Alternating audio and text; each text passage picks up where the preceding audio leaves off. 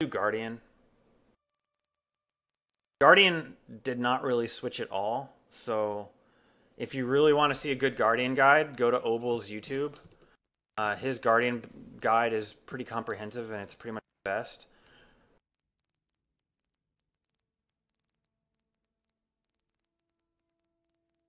Nice document. Yeah.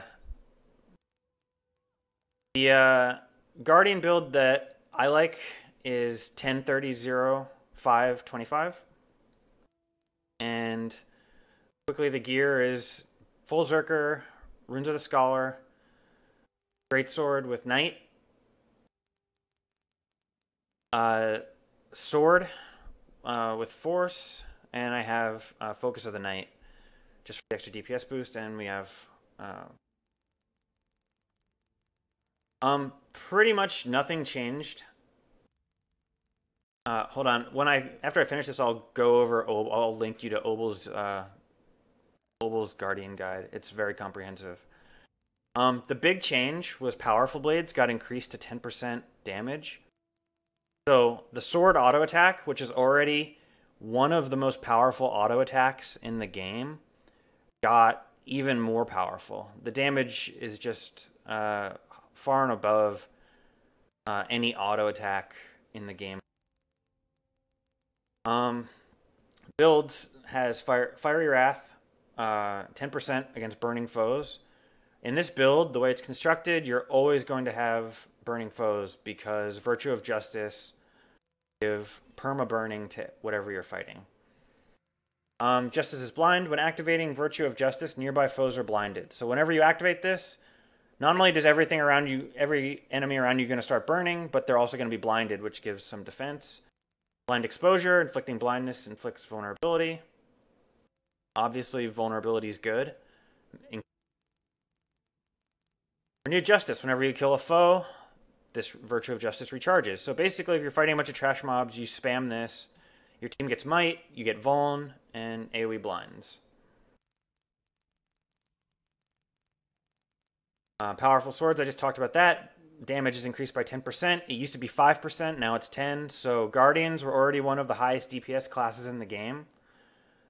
So this just makes them even more of a high DPS class. Radiant Power, more damage to foes inflicted with a condition. This is pretty best trait at 25 for most professions. And then right-hand strength. There's a lot of people that don't like right-handed strength because they spend a lot of time in Greatsword. I disagree with it. I think this is one of the most powerful traits in the game. 15% critical damage. It's like a 10% DPS boost when you're in your sword. When you're in your Greatsword, it does nothing for you, obviously. But if you look at it as a 5% overall boost, it's just worth your 5 trait points if you already have 25. Not to mention you're getting in 50 more precision, so the whole thing's worth it. We go 5 into Honor for Vigorous Precision. Gain Vigor when you deliver a critical hit. It gives you Perma Vigor. Helps you dodge more often. It's just really good. And lastly, Virtues are going to give us, just having 25 is 25% boon duration, which is really good. Activating your Virtues gives you a passive effect. These are pretty negligible. They don't really matter a ton. Master of Consecrations. This trait is great for wall recharge. Wall is one of the main reasons you bring a Guardian to dungeons. There's so many things in the game that are reflected by Wall of Reflection and allow your team to melee when otherwise you'd have to range a target. So Wall of Reflection is just super good. If you are in a dungeon where you don't need Master of Consecrations, I would just use Unscathed Contender for the 20% damage while under a boon. Virtue of Retribution, not really that big of a deal. Absolute Resolution, this is your condition clear for the team. When you activate Virtue of Resolve, it cleanses the conditions of your party. It's on kind of a long recharge, but it should be fine for those key moments when you need a condition. And Power of the Virtuous, extra damage for each boon you have. It's pretty strong. Percent DPS. As far as utilities, I pretty much always have Wall on my bar, and I pretty much always have Purging Flames. The only time I'll switch away from Purging Flames is when we need a lot of reflex, and you'll go with Shield of the Avenger. But otherwise, Purging Flames is really good, especially because it's a consecration, and so you have the reduced cooldown and the increased duration. Back to... It goes down to 28-second cooldown. The 28-second cooldown is pretty rad. It allows you to have better condition removal. Between this, Purging Flames, and Virtue of Resolve, you actually have better condition removal than all the builds that go all the way into Honor for Pure Voice. So you don't lose really any condition removal, and you gain a ton of DPS by not having to spend all these trait points on defensive. When pretty much all these boon things increase your DPS. Yeah. And then I always use Retreat just because Retreat gives Aegis, and that is pretty much one of the most OP things if you are a good enough Guardian to know when to Aegis and when not to. If you just spam your Aegises, then it's not really that awesome, but if you know when to Aegis, it's key. When you don't need Purging Flames, you can go Shield of the Avenger. If you don't need either of those, I mean, there's times when you want Hallowed Ground. There's times when you want Stand Your Ground. And when you're absolutely have no other use for utility, like there's a bunch of times in CoE where I don't need anything more than Retreat and Stand Your Ground, or Retreat and Purging Flames. I will just use Bane Signet for the increased power. 180 power is pretty darn strong. So I would definitely go with that if you don't have anything else that you need to. As far as Shelter goes, I like Shelter as a heal. I feel like the heal is just meh. 4,500 health isn't too much. It's only 1/3 of your health bar, but the block is what's key. If the block heals you for 4,500 but also prevents 10k worth of damage, it's a pretty strong deal if you look at it. If you're not so good at anticipating when you're going to need the blocks, you could always just go with Signet of Resolve for the massive heal and the passive Condi Cleanse. So we'll go into questions. I did go over the gear already. It's Zerker with Scholar Runes, Greatsword with Knight, Sword with Force, and Focus of Knight. I also, in my bag, have a hammer for when I run the hammer build, and a scepter for the rare times when ranged is necessary.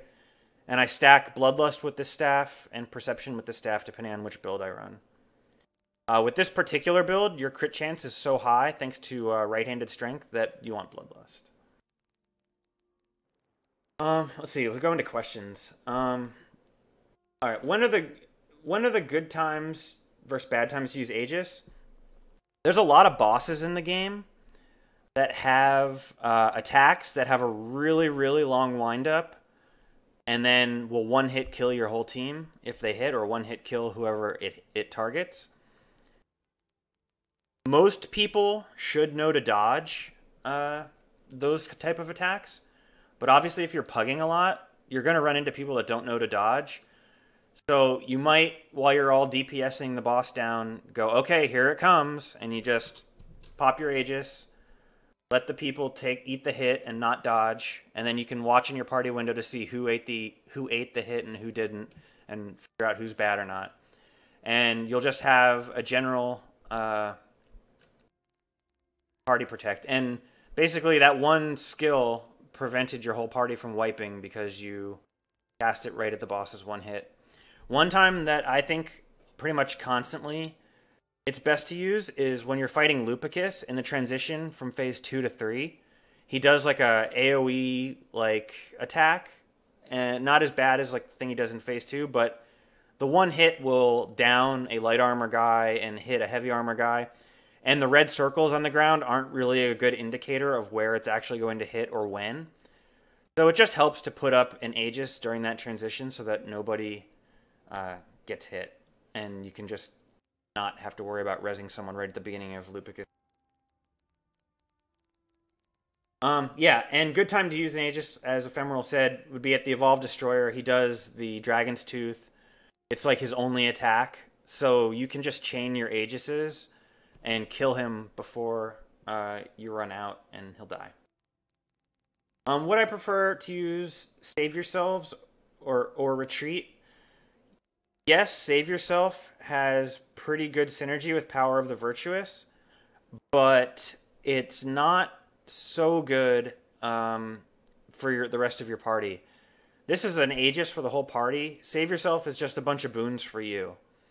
Granted, you're like when Save Yourself is up, you're in God mode as far as DPS and defensive ability goes, but what I find is it's just not incredibly useful to your whole team, whereas Retreat is going to keep your team from wiping. So typically I don't use Save Yourself. A couple exceptions are if you know the boss has a big projectile attack, like say Lupicus, you can drop your wall, stand in it, and then save yourself, and you'll get all those boons, and the reflect will multiply based on all those. I do not have a Knight's Greatsword. I have a Berserker Greatsword with Sigil of the Knight for the 10%. Why do I always have so many sigils in my backpack? Because when I salvage rares, I keep them. And on days when the daily is Mystic Forgesmith, I throw them in the forge and hope to get superiors. Why Shelter over Signet Heal? Signet Heal is pretty strong. Like, it's a huge heal. But I think the block from Shelter is overall better if you're good at anticipating damage. If the Shelter blocks an attack that would hit you for 10,000 or would hit you for 20,000, then it's the best heal you could have possibly come up with. It's just really strong when it comes to avoiding damage. But, like, that being said, you have to be able to anticipate. If you're just going into a dungeon for the first time blind and you don't know about the encounters and you don't know what the bosses do, Shelter's going to kind of suck. Because the bosses are going to hit you and you're not going to know when to use Shelter to block. So in those cases, yeah, go with Signet of Resolve or even go with the Human Racial Heal. But when you are comfortable with the content and you know when the hits are coming, Shelter is good. No, I wouldn't use Shelter when I'm at full health, but when you are at like 8k or whatever it would take you to full, it would be a good time to use it. But really, dodging is still your best bet. But when you are in a situation where you need a heal and you need to dodge, it works pretty well.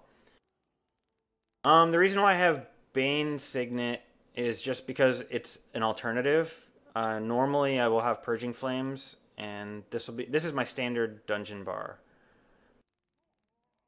The new heal, I haven't even unlocked it yet. What is it? This thing? Yeah, I don't know. I think it's kind of a piece. So that's basically it for the Guardian. Does anyone have any questions over as far as the Guardian goes? On.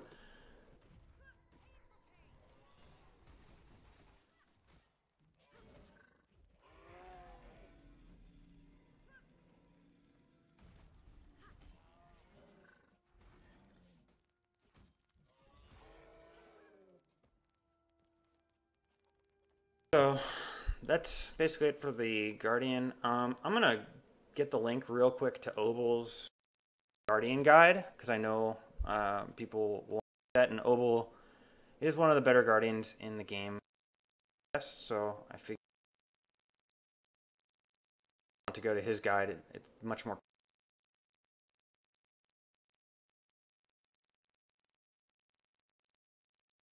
There's Obel's link. If you want to know more about Guardian than I could possibly ever tell you.